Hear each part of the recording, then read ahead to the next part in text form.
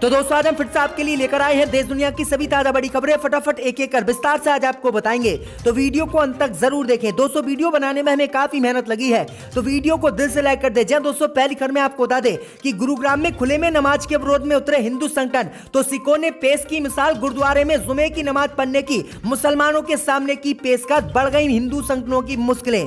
वहीं आपको बताएंगे दोस्तों की पश्चिम बंगाल में बीजेपी को फिर लगेगा बड़ा झटका।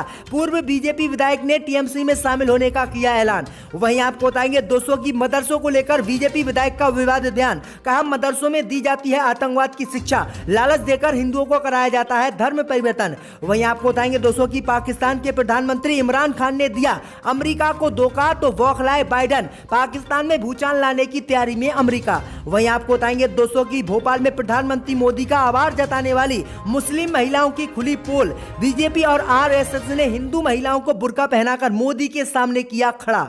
वहीं आपको बताएंगे दोस्तों की लाउड स्पीकर से अजान लगाने पर कर्नाटक में लग सकती है रोक। कर्नाटक हाईकोर्ट को सरकार ने नोटिस किया जारी। तो सभी खबरों को आपको एक एक कर बताने वाले हैं। दोस्तों वीडियो को लाइक कर चैनल को सब्सक्राइब कर दें और हमें कमेंट में बताएं कि आप किस जिले किस राज्य से हमारी खबरों को देख रहे हैं। इसी बीच बढ़ते दोस्तों अगली खबर की ओर, तो गुरुग्राम में खुले में नमाज के विरोध में उतरे हिंदू संगठन, तो सिखों ने पेश की मिसाल। गुरुद्वारे में नमाज पढ़ने की पेशकश। दोस्तों आपको बता दें कि गुरुग्राम में हर शुक्रवार को खुले में होने वाली जुमे की नमाज का हिंदू संगठन विरोध कर रहे हैं। इसमें सिख समुदाय की ओर से जुमे से एक दिन पहले ही बड़ी घोषणा कर दी गई है। सिख समुदाय की ओर से गुरुद्वारे में नमाज पढ़ने के लिए मुसलमानों से कहा गया है। गुरुग्राम के सेक्टर 12A में पिछले शुक्रवार को भी खुले में हिंदू संगठनों ने जुमे की नमाज मुसलमानों को अदा नहीं करने दी और चेतावनी दी कि किसी भी जुमे को अगर खुले में मुसलमानों ने गुरुग्राम में नमाज अदा की तो उनको दंडित किया जाएगा। वहीं आपको बता दें कि कल जुमा है और जुमे की नमाज से पहले ही अब सिख समुदाय मुसलमानों के समर्थन में आ गया है। इस बीच आपको बता दें कि श्री गुरु सिंह सभा ने मुस्लिम समुदाय के लोगों से अपील की है कि वह गुरुग्राम में गुरुद्वारे में आकर नमाज पढ़े। गुरुग्राम गुरुद्वारा प्रबंधन कमेटी के प्रमुख शेरदिल सिंह ने इसको लेकर मुफ्ती सलीम से भी मुलाकात की है और उन्होंने कहा है कि हिंदू संगठन आपके जुमे की नमाज का खुले में विरोध कर रहे हैं, तो हम इस विरोध से बचने के लिए गुरुद्वारे में आपको नमाज पढ़ने की पेशकश करते हैं कि मुस्लिम समुदाय शुक्रवार को यानी कल गुरुद्वारे में आकर जुमे की नमाज अदा करे। तो ये बड़ी अपडेट आई दोस्तों की किस तरह से अंधभक्तों को सिखों ने झटका दिया और सिखों ने कहा है कि आप आओ और गुरुद्वारे में नमाज पढ़ो। तो ये बड़ी मिसाल सिखों ने पेश की है, जिसके बाद अंधभक्त सहित बीजेपी की जहरीली राजनीति यहाँ पर फेल हो गई। इसी बीच पर तो दोस्तों अगली खबर की ओर, तो बीजेपी नेता का उत्तर प्रदेश में विवादित बयान। कहा मदरसों में दी जाती है आतंकवाद की शिक्षा, लालच देकर करवाया जाता है धर्म परिवर्तन। दोस्तों आपको बता दें कि बीजेपी नेता और मेरठ की सरदना विधानसभा सीट से विधायक संगीत सोम ने एक बार फिर से विवादित बयान मुसलमान और मदरसों को लेकर दिया है। दरअसल आपको बता दें कि मुजफ्फरनगर के एमपी एमएलए कोर्ट में पेशी के दौरान उन्होंने मीडिया से बातचीत में कहा है कि मदरसों में आतंकवाद की शिक्षा दी जाती है और लालच देकर हिंदुओं का धर्म परिवर्तन मुसलमानों में कराया जाता है। वहीं आपको बता दें कि आगे उन्होंने कहा कि जल्दी सरकार ऐसी योजना लेकर आएगी जिससे उत्तर प्रदेश में मदरसों में जो आतंकवाद की शिक्षा दी जाती है उसे खत्म किया जाएगा। भैया आपको बता दें कि उम्मीद जताई जा रही कि जिस तरह से असम में बीजेपी सरकार ने मदरसों पर प्रतिबंध लगाया था, उसी तरह से अब उत्तर प्रदेश में भी योगी सरकार अगर दोबारा से सत्ता में आती है तो मदरसों पर बैन लगा सकती है। दरअसल आपको बता दें कि बीते दिनों लगभग 300 मदरसों की सदस्यता भी बीजेपी सरकार ने उत्तर प्रदेश की रद्द कर दी और उन्हें सरकारी अनुदान देने से इनकार कर दिया। तो ये बड़ी अपडेट आई दोस्तों की बीजेपी के नेता किस तरह से मदरसों को आतंकवाद का शिक्षा केंद्र बता रहे हैं। आपकी क्या राय है हमें कमेंट में जरूर बताएं। इसी बीच पर तो दोस्तों अगली खबर की ओर, तो पश्चिम बंगाल में बीजेपी को फिर लगा झटका। पूर्व एमएलए प्रवीण घोषाल बागी टीएमसी में हो सकते हैं शामिल। दोस्तों आपको बता दें कि पश्चिम बंगाल में विधानसभा चुनाव हारने के बाद बीजेपी को प्रत्येक दिन झटके पे झटके लग रहे हैं। अब एक झटका बीजेपी को और लगने वाला है।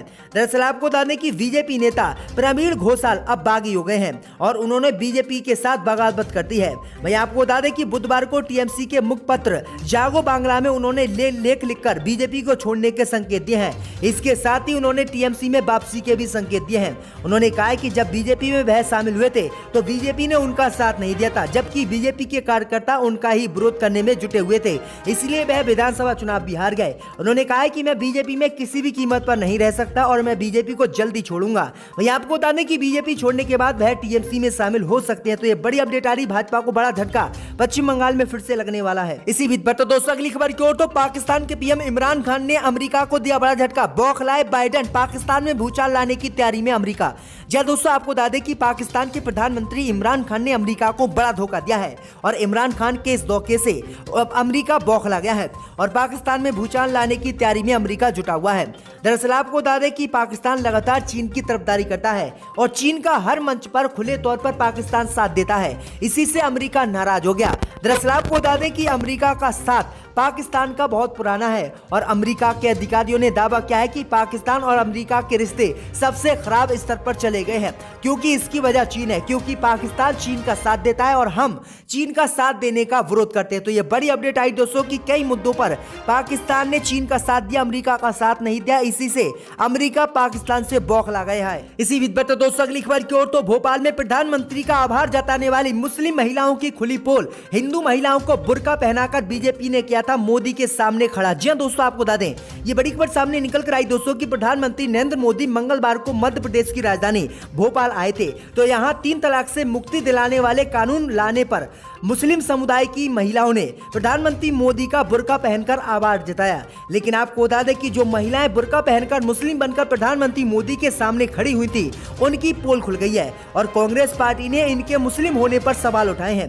दरअसल आपको बता दें कि ऐसी तस्वीर कांग्रेस पार्टी ने जारी की है जिसमें मुस्लिम महिला हाथ में कलाबा पहने नजर आ रही है, जिसके बाद कांग्रेस पार्टी ने कहा है कि जो महिलाएं मुसलमानों का नाम लेकर प्रधानमंत्री मोदी के सामने बुर्का पहनकर खड़ी हुई थी, वो महिलाएं फर्जी थी और वो हिंदू महिलाएं थी, उन्हें बुर्का पहनाकर भोपाल में मोदी के सामने खड़ा किया गया है, क्योंकि प्रधानमंत्री मोदी भोपाल की सरकार की प्रशंसा करें। तो ये बड़ी अपडेट आई दोस्तों कि बीजेपी और आरएसएस किस तरह से देश की जनता को ठग रही है, हिंदू महिलाओं को बुर्का पहनाकर उन्हें मोदी के सामने खड़ा कर रही है, जिससे वह कहें कि मुस्लिम समुदाय, मुस्लिम महिलाएं बीजेपी के साथ है। तो ये बड़ी अपडेट आई दोस्तों कि झूठा और फर्जी खेल बीजेपी का फास भोपाल में हो गया। इसी बीच पर तो दोस्तों अगली खबर की ओर, तो कंगना रनावत पर हमलावर हुए शिवसेना सांसद संजय रावत, बोला बड़ा हमला। जी दोस्तों, आपको बता दें कि शिवसेना सांसद संजय रावत ने आज फिर से कंगना रनावत द्वारा की गई महात्मा गांधी की आलोचना का जवाब देने के बहाने केंद्र की मोदी सरकार पर हमला किया है। कंगना रनावत ने कहा था कि एक गाल पर कोई थप्पड़ मारे तो दूसरा गाल आगे कर देने से आजादी नहीं मिलती है सिर्फ भीख। अब इस सवाल के जवाब में शिवसेना सांसद संजय रावत ने कहा है कि चीन हमारी सीमा के अंदर घुस रहा है, हम क्या कर रहे हैं, ये केंद्र की मोदी सरकार द्वारा दूसरा गाल आगे करने के जैसा ही है। कश्मीर में पंडितों की हत्याएं हो रही हैं और बहुत कुछ चल रहा है, ये सब मैडम को पता रहना चाहिए। ठीक है, उस विचार ऐसे हो सकते हैं, लेकिन जिस तरह से उन्होंने गांधी जी की आलोचना की है, उसी तरह से मोदी सरकार की भी आलोचना कंगना रनावत को करनी चाहिए। जिस तरह से चीन भारत की सीमा में घुस रहा है और मोदी सरकार एक गाल पर थप्पड़ खाने के बाद दूसरे गाल को आगे कर रही है, क्या कंगना रनावत को इस पर नहीं बोलना चाहिए? तो शिवसेना सांसद ने यह बड़ी फटकार कंगना को लगाई है। इसी बीच पर तो दोस्तों अगली खबर की ओर, तो सिंगापुर से मोदी सरकार को लगा बड़ा झटका। सिंगापुर में एक और भारतवंशी को सुनाई गई मौत की सजा। जी दोस्तों, आपको बता दें कि सिंगापुर से भारत को बड़ा झटका आज फिर से लगा है। सिंगापुर की एक अदालत ने मादक पदार्थ की तस्करी करने के जुर्म में मलेशिया के 39 वर्षीय भारतवंशी शख्स को मौत की सजा सुनाई है। इससे कुछ दिन पहले ही मलेशिया के एक अन्य 33 वर्षीय भारतवंशी शख्स नगेंद्र को भी इसी मामले में मृत्यु दंड की सजा सुनाई गई थी। वहीं आपको बता दें कि कोरोना वायरस के संक्रमित हो जाने के कारण इनको सजा यहां पर नहीं सुनाई गई थी। जैसे ही कोरोना वायरस खत्म हुआ और इस पर सिंगापुर के सुप्रीम कोर्ट ने सुनवाई की और दोनों ही भारतवंशियों को फांसी की सजा सुना दी। तो ये बड़ी अपडेट आई दोस्तों की बड़ा झटका भारत को जो है सिंगापुर से लगा है। इसी बीच पर तो दोस्तों अगली खबर की ओर, तो मध्य प्रदेश में मंदिर में जमीन नहीं देने पर पंचायत ने सुनाया तुगलकी फरमान, गौमूत्र पियो सिर पर रखो जूता। जी दोस्तों, आपको बता दें ये बड़ी खबर सामने निकल कर आई दोस्तों की मध्य प्रदेश के गुना में पंचायत का अजीबोगरीब फरमान चर्चा का विषय बना हुआ है। दरअसल आपको बता दें कि पंचगुना में मंदिर निर्माण के लिए भूमि दान नहीं करने वाले परिवार को समाज से हिंदू संगठनों ने बहिष्कार करने का तुगलकी फरमान जारी किया है। साथ ही शर्त रखी है कि अगर परिवार समाज में वापसी करना चाहे तो उसे गौमूत्र पीना पड़ेगा। गुना जिले के शिवाजी नगर इलाके में एक स्थानीय पंचायत ने मंदिर निर्माण के लिए अपनी पूरी जमीन नहीं देने पर एक परिवार को समाज से बहिष्कार कर दिया है। पीड़ित हीरालाल घोसी ने मंगलवार को कलेक्टर से संपर्क किया और आरोप लगाया कि पंचायत उन्हें अपने सिर पर जूते ले जाने, दाढ़ी मुड़वाने और पूरे परिवार को गौमूत्र पीने के लिए कह रही है और कहा है कि तभी आपकी धर्म में वापसी होगी। तो ये बड़ी अपडेट आ रही दोस्तों। इसी बीच पर तो दोस्तों अगली खबर की ओर, तो कर्नाटक में अजान लाउड स्पीकर से देने पर लग सकती है रोक। कर्नाटक हाईकोर्ट ने सरकार से पूछा सवाल। जी दोस्तों, आपको बता दें ये बड़ी खबर सामने निकल कर आई दोस्तों की कर्नाटक में इस समय मस्जिदों में लाउड स्पीकर से अजान लगाने को लेकर विवाद हुआ पड़ा है और हिंदू संगठनों ने लाउड स्पीकर से अजान लगाने के विरोध में हाई कोर्ट में एक याचिका डाली है। अब इस याचिका पर कर्नाटक हाई कोर्ट ने मस्जिदों पर लगे लाउड स्पीकर के मामले में सुनवाई की। मुख्य न्यायाधीश ने इस केस की सुनवाई करते हुए कर्नाटक सरकार से पूछा है कि आखिर अनुमति से पहले 16 मस्जिदों द्वारा लाउड स्पीकर का इस्तेमाल किस प्रावधान के तहत हुआ है और ध्वनि प्रदूषण को देखते हुए इन्हें प्रतिबंधित करने के लिए सरकार ने क्या कार्रवाई की है। इस मामले में बता दें कि 32 से यहाँ के निवासियों ने लाउड स्पीकर और माइक से हो रही ध्वनि प्रदूषण को लेकर 16 मस्जिदों के खिलाफ हाई कोर्ट में याचिका दाखिल की थी और कहा था कि अजान से जो है प्रदूषण हो रहा है, इसलिए इस पर रोक लगाई जाए। अब देखते हैं दोस्तों कि कर्नाटक की बीजेपी सरकार अजान लाउड स्पीकर से होने पर रोक लगाती है या फिर नहीं। कि एक